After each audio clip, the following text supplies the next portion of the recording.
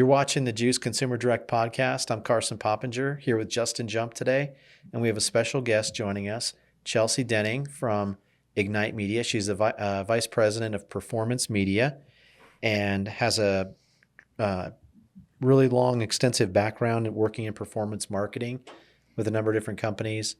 And we're excited to have you here today, Chelsea, to talk with us and get to know you better and hear your perspectives on what's happening in the market today. Thanks. Happy to be here. Yeah, Chelsea, you have an impressive background. I as I was reading through it, I was going, "Oh man, this is gonna be awesome." And we'd love for you to speak kind of through your background and how you got to this point to where you're at in your career. But tell us a little bit about that. How has that journey been like? Well, my career started in this industry a really long time ago, probably 16, 17 years ago now. And I started as an actual mailer, like an email affiliate. So this sounds sketchy, but I did answer a Craigslist ad for an email marketing company back in the day.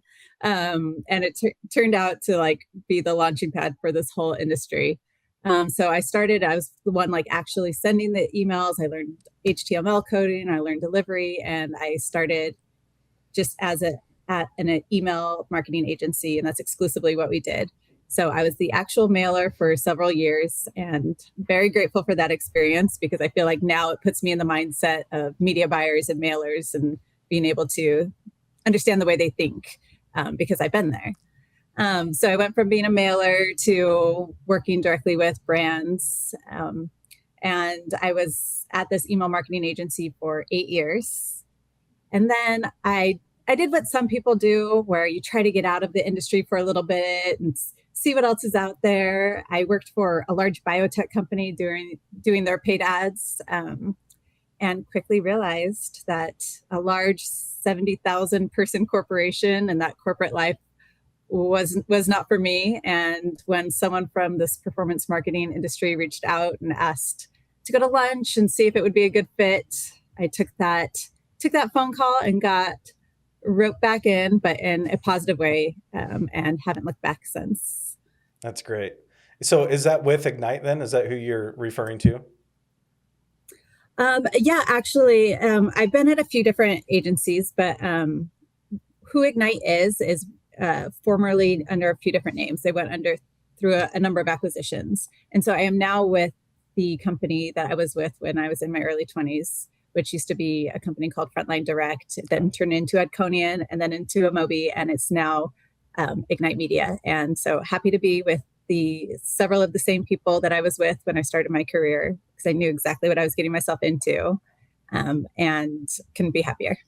Yeah, I'm familiar with Frontline and Amobi.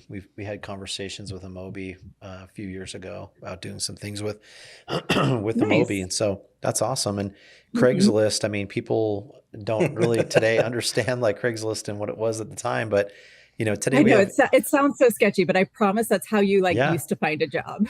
Yeah, Jake, It was a thing. ads. It sure was. There was a time Craigslist was the go-to place for everything. So Yeah, Jacob Thorpe, who does a lot of these podcasts with us, he's not here today, but he responded to our Craigslist ad about, working as an agent. And this is That's where the ad was 13 posted. years That's ago. funny.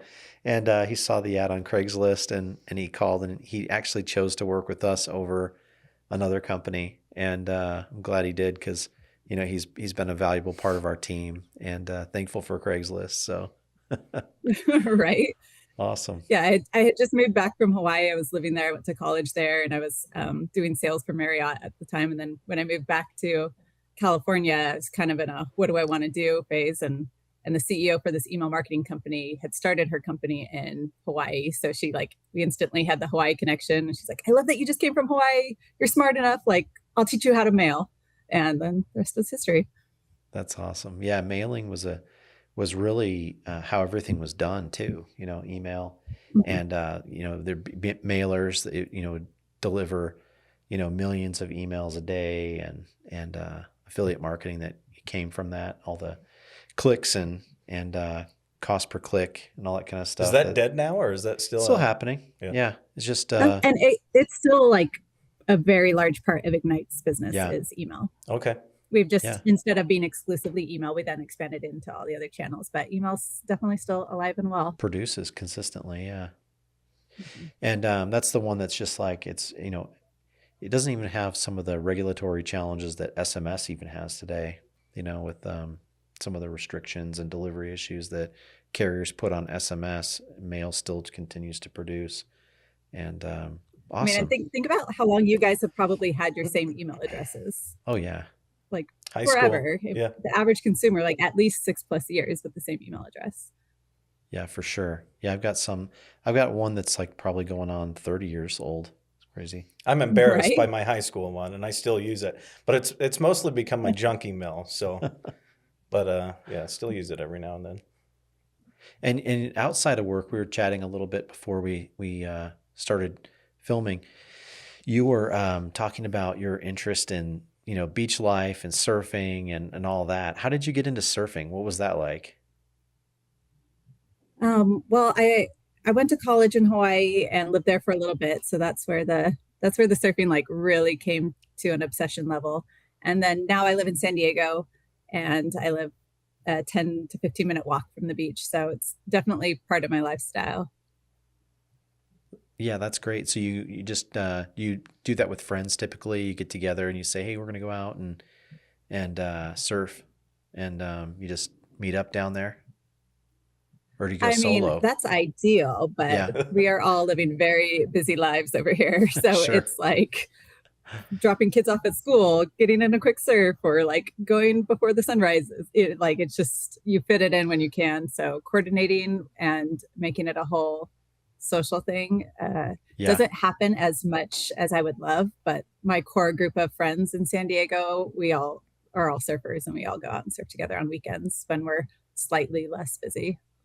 yeah. It helps our mental clarity to sort of have some of those pastimes we can do outside of, the everyday grind and reset, right? So, Yeah, that's Oh awesome. yeah, I Yep. mean, surfing is the only thing for me where I can like turn off that mental, like, oh, I forgot to email that person back. Oh, I forgot that Telegram message. Oh, like hmm normally that's just like the nonstop to-do list. You're never like done with work in this industry. There's always like someone you could have reached out to, this or that. And so surfing is the only time I'm like able to actually turn my brain off, and you can't think about anything else because you have waves coming at you. You got to just like focus and be in the present. How was your first experience surfing? Like, was it memorable, or was it like super casual for you? You just knew how to do it. Oh no, it was awful. You just get like beat up and don't know what you're doing and flailing. And I learned to surf in Hawaii, so I'm getting cut up on reef. Um, but I'm a very like persistent person in all areas of my life. So I'm like, I will figure this out. Love that. So first, I don't know, 20 times were probably not fun, but hmm then once it clicks, then you get addicted. That's awesome. And you've been involved too in women, promoting women in the industry. I know with LinkUnite, they recently recognized you. We were down at Lead Gen World in San Diego, and they recognized you as the Woman of the Year, I believe, for LinkUnite. Is that right? Um, they call it First Lady of First LinkUnite, Lady of but LinkUnite. Yeah. Woman of the Year sounds amazing. Sure. What? Yeah. What does that mean to you? Like, talk to us about what that meant to you when you were first lady of LinkUnite. Well, I think why this felt really special is because, like I said, I haven't always been at Ignite. It's a very female dominated company, but that's very out of the normal for this industry. Um, so at the time of joining LinkUnite, I was in a typical affiliate network where it's predominantly men. Every conference I go to is predominantly men. So finding LinkUnite, it just was really near and dear to my heart to have this different kind of support. You know, I love the men of performance marketing industry, but Sure. it's a different kind of when it's only women at a conference, it is a different experience. There's just so much like support and encouragement, and it just felt great. So LinkUnite has been near and dear to my heart for several years now, and to receive this award just seemed extra special because it was a peer nominated award. So people nominate, people within the organization nominated who they felt like would be a good fit for this First Lady Award. And I know, a lot of these awards in the industry are like, who sponsors the most or who's paying the most. But this one was just a peer nominated award. Yeah. So it felt really special that I was able to connect with so many women that felt like I would be a good fit for this. Absolutely. We sponsor, LinkUnite for what we have for the last 3 years. We've been supporters of LinkUnite. We think it's a great organization run by great women. Thank you. And, they have advancing causes and promoting women in the industry and helping to, because you have so many, common experiences and that are different from, you mentioned male dominated industry where there's so many men working in that industry. It's a chance for you to get together and sort of, have a lot in common and just feel comfortable in those environments as well, which I think is so important. So Yeah, congrats, Chelsea. That's awesome. Mhm. I have Thank you. I was telling you, my oldest is my daughter, and she's 11, and they're actually going through career day right now at school, and she's in Thank you. 5th grade. And we knew about this, and she came home, and me and my wife were asking her, like, so what did you say you wanted to be? And the first thing obviously was Chick-fil-A, running a Chick-fil-A. Second one was president of the United States, and then the third was a governor. And I was just so proud because Yeah.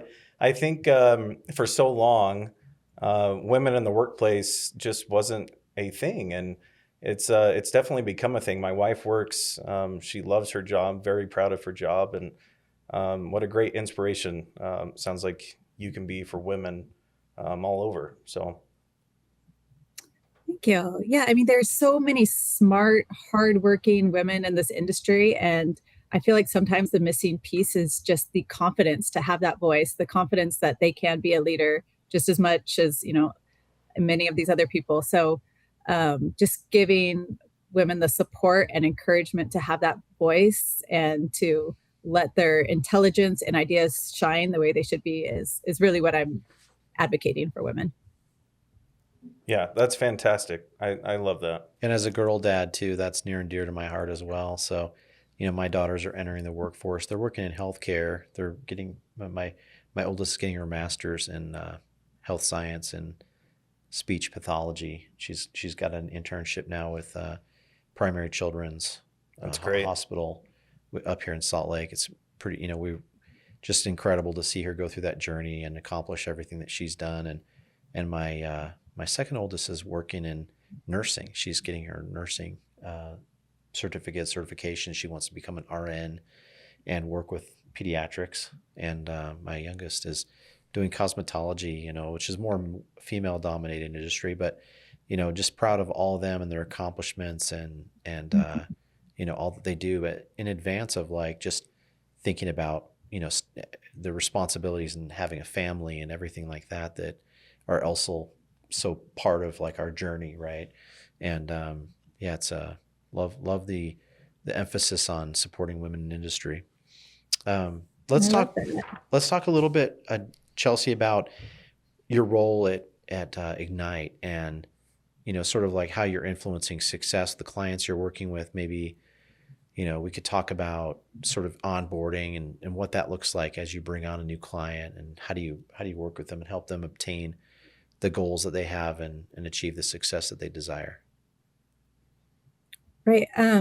Well, every client that we work with has different goals. So we always, first start off by figuring out what their main goals are. Is it just more brand awareness? Is it leads? Is it a further down the funnel metric? Like what is their goal for this year? How can we make our contacts look good and shine and be an extension of their marketing team? So those initial strategic conversations are always really great. Like I said, we started as just an email marketing company. And in this last several years, we have then expanded to offering social and native and display and all sorts of other avenues for customer acquisition for brands. So rarely do we all offer every single thing that we can do up front, but it's more the strategy of figuring out what is the best fit for them.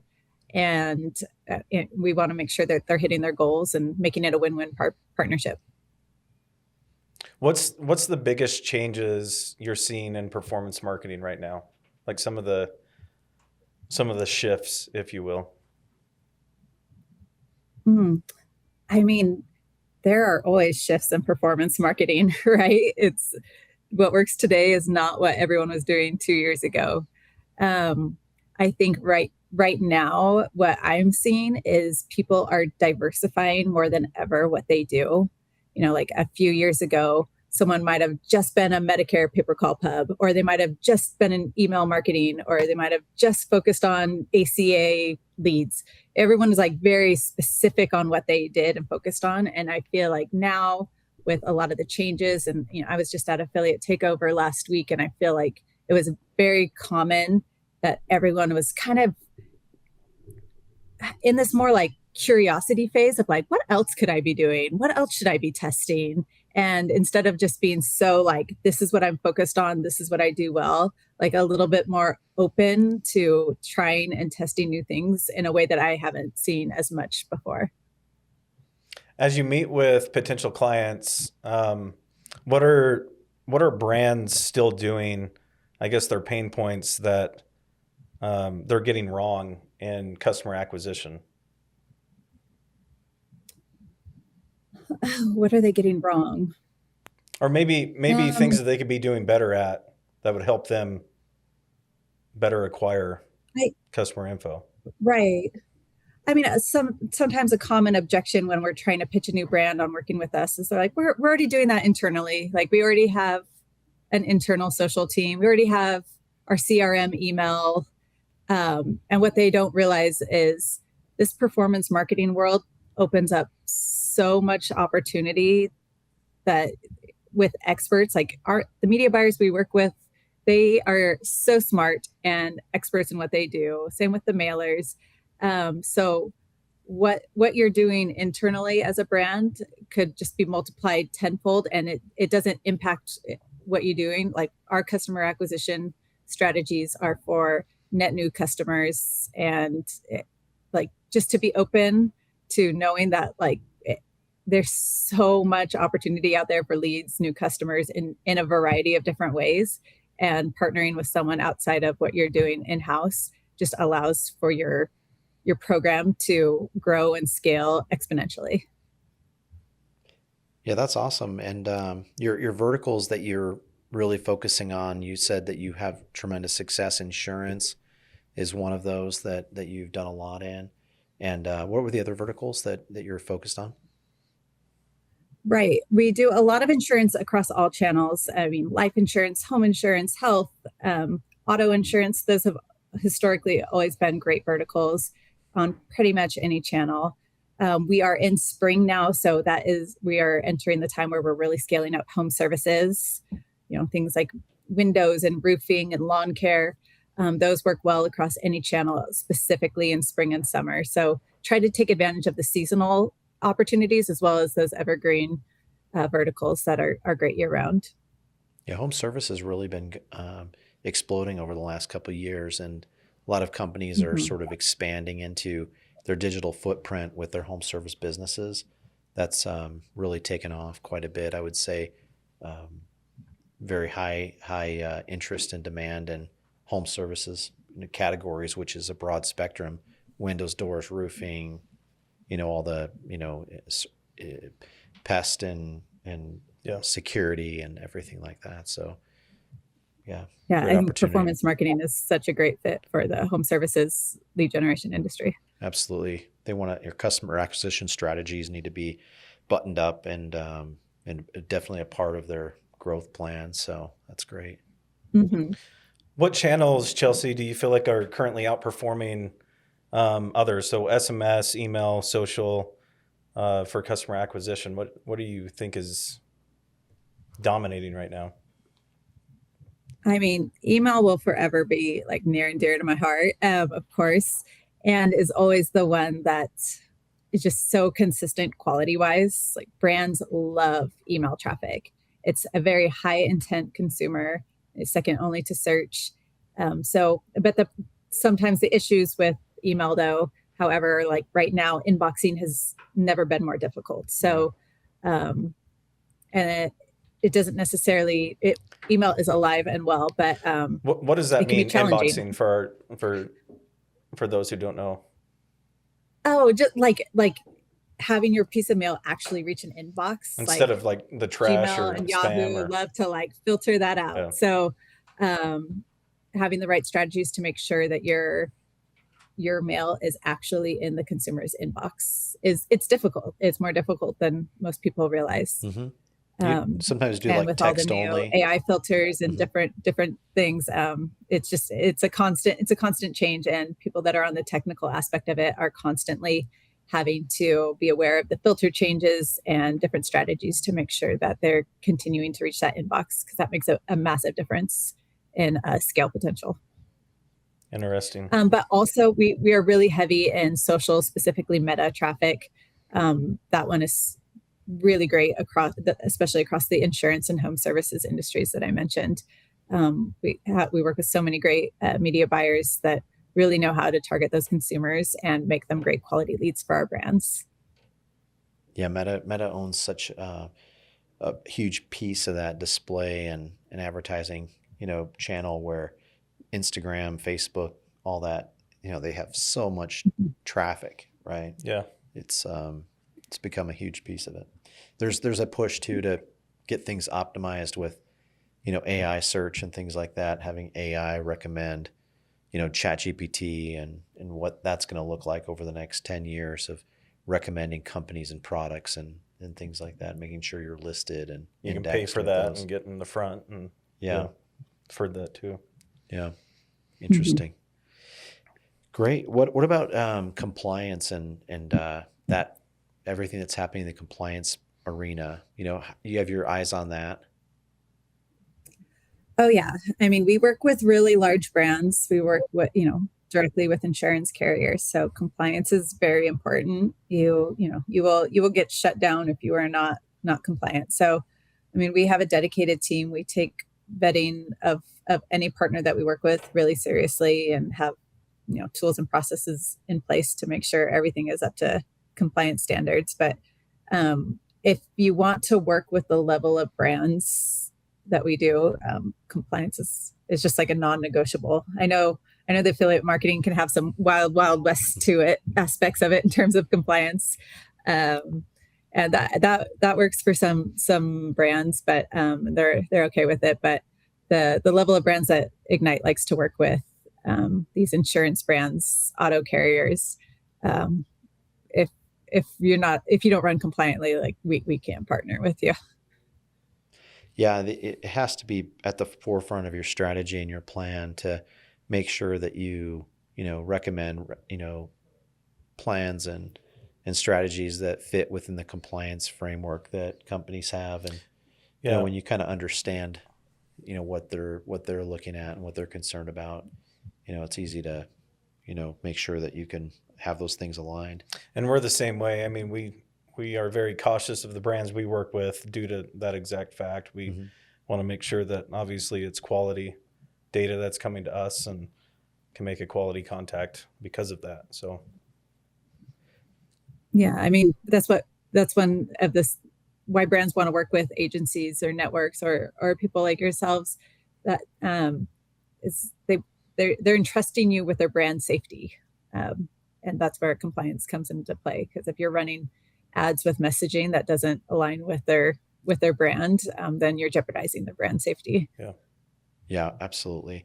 It's not worth running causing an issue for a client and damage your brand as well. So you want to make sure that you keep them protected. And yeah, I think to Justin's point, that's really part of our strategy as well, making sure that our agreements are crafted in a way that protect both the client and our interests, and also the way we approach things, that we're not causing problems for our clients, that we're helping them avoid that, because there's certainly other providers who would be happy to execute work that might get them into trouble. It's really part of our plan to help them avoid that and stay out of trouble. So that's good. Mm-hmm. It's the long-term, doing the long-term strategy instead of the short wins. Absolutely. That way. Absolutely. Yeah, they call it like white hat, black hat sometimes, right? But Mhm. yeah. Chelsea, what's your take on balancing that? So aggressive growth with long-term brand trust. Yeah, it's tricky, because the aggressive growth sometimes means aggressive advertising, but very rarely have we seen that play out well in this industry. Like eventually it all comes crashing down when all these affiliates are running really aggressive messaging. Um, so it's the long-term play might be a little bit slower scale, but it's always the better route in the long term. Um, I mean, we're seeing it right now with auto insurance. A lot of people were running really aggressively with auto insurance.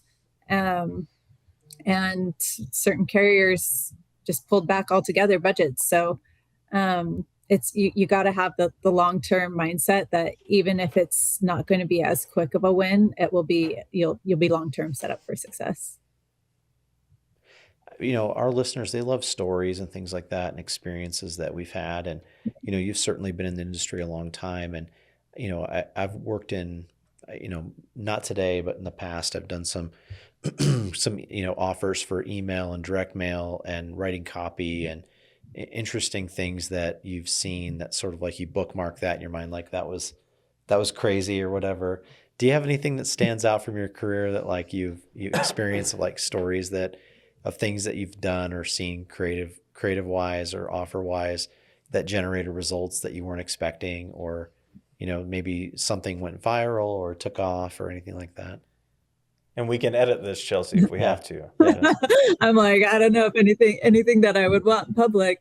I mean, I'm still to this day continuously surprised at like some offers that will do well to me as like a seemingly very odd product or a very niche dating opportunity or something, like it's just something really random. So I don't I try to take myself off the like, would I purchase something like this, because I realize that means nothing in this industry. Like things that can scale and work are continuously surprising me. I, you know, yeah, I'm not an expert in this arena at all, but people talk all the time about how our phones are listening to us today and things like that. And like this crazy thing happened to me this week where I literally was talking to somebody about tendonitis and like having like tennis elbow type stuff from lifting, where I get like pain in my elbow, and I've had some pain in my shoulder too. Like it's like I'm working out both arms and shoulders equally, but like this one just like is not recovering. It's like feeling like kind of damaged or whatever. So I start seeing this like on social. I see an ad for like basically it was a I didn't realize what it was until I was into it. And I was like, this is a long form, which we used to deal with, right? Like long form copy, like story that was like all about tendonitis and like and a long form story, a long form offer. Justin's like, and you're familiar with long form, right? Like Uh-huh. it's just really, and you read and it just keeps going on and on and on. And I'm like, this is totally going toward a product, right? And the end of it was like offering like BPC 157 or something like that. Is that the new like it's a supplement injectable peptide that Yeah. like helps with Yeah. tendonitis recovery or whatever. And like I'm like, what in the world? Like how my phone is definitely listening because I did not search for that. I wasn't looking for information on chat It's or very on specific. search or anything like that, but it very specific. And then once I looked at that one, now my feed is just full of BPC 157 offers, which is crazy. The retargeting that's going on to me right now at the moment for this is It's like only a matter of insane. time before you give in. I know. I'm like, I'm gonna have to buy this and try this or whatever, I guess, because they won't leave me alone. But Yeah. Keeps going in front of your face. I had the same thing happen with I have plantar fasciitis in one foot, and it's so painful. And I've never looked anything up on it. And all of a sudden Amazon had popped up something like showing this compression sock for it. And I did buy it and it worked fantastically. So it does work. It's just you don't want to get the ads as often as you do get the ads. So Yeah. I bought a golf swing thing last month that way too, that like you put in between your arms when you're swinging, and it like helps you keep your elbows together, when you're. did it work? Well, I tried it and like it kept flying out of my arms when I was trying to swing. And I was like, I'm not holding this Yeah. thing right or whatever, but I can't remember what they call it. But there's like 30 different companies that are all selling that exact same product, and they were all retargeting me. And I don't know, I bought one of them, but it's, I mean, I'm that's, sure we're all guilty of buying a random product off Yep. Instagram. yeah. I don't know if you And- do too many And consumer that's goods, why but e-com and performance marketing world works as well. yeah, It's, we're getting more comfortable with it, right? Like buying clothing that way, seeing brands and stuff like that, and the influencer marketing that's going on. And, people are becoming more comfortable being exposed to products and brands through social media and then buying them, trying them. And, yeah, It's convenient too, Mhm. right? Don't Yeah. have to go to the store anymore. Yeah. Well, fantastic. I don't know if you have any other questions for us at all, Chelsea, or anything that you'd like to talk about or highlight, but it's been awesome talking with you. Yeah, it's been great to meet you guys and get to know you. And it's always fun to meet, new people in this industry. And sorry we didn't get a chance to meet in person at Lead Generation World, but we'll have to do it at the next one. Are Are you going to be at LeadCon Yeah. in April? Possibly. Okay. I just been at a lot of conferences lately. We heard. So We I heard. love conferences. I work remote and I love the people of our industry. But after a few back-to-back ones, you do need a reset. Yeah, I'm sure you're probably at like Affiliate Summit and those places, I'm sure, right? Yeah. That show is Um, insanely big show, that Affiliate Summit. I've been a few yeah, times. the affiliate summits are always great. I mean, everyone we work with in any capacity is there. So always at the Vegas and New York ones, and recommend those shows to anyone in this industry because it has something for everyone at an affiliate summit. Yeah. Yeah, there's a lot of influencers when I went there. I was surprised at the amount of, influencers they're working on deals and products and things like that. And that was a whole new side of Affiliate Summit that I hadn't seen before. Bigger emphasis on that, but awesome. Yeah. Well, fantastic to talk with you, Chelsea. We'd love to meet you at LeadsCon if you're there. We're going to have a presence we're sponsoring and have a team out there. We'll be throwing an event as well that we'd like to invite you to. I'm sure the Top Golf on Thursday night. you. So you should come out and network with. Yeah. You probably know a lot of the people there. It'd be great to see you. So. Right. Yeah, I'd love to. And congratulations again on 2026 First Lady of LinkUnite. Pretty cool. Thank you. Yeah, Very for sure. honored for that. Awesome. Well, thanks so much, Chelsea. You've been watching the Juice Consumer Direct podcast. Make sure you give us a like, subscribe. Yeah. If you have any questions, comments, please leave them and we will get back to you. Thanks. Thanks so much.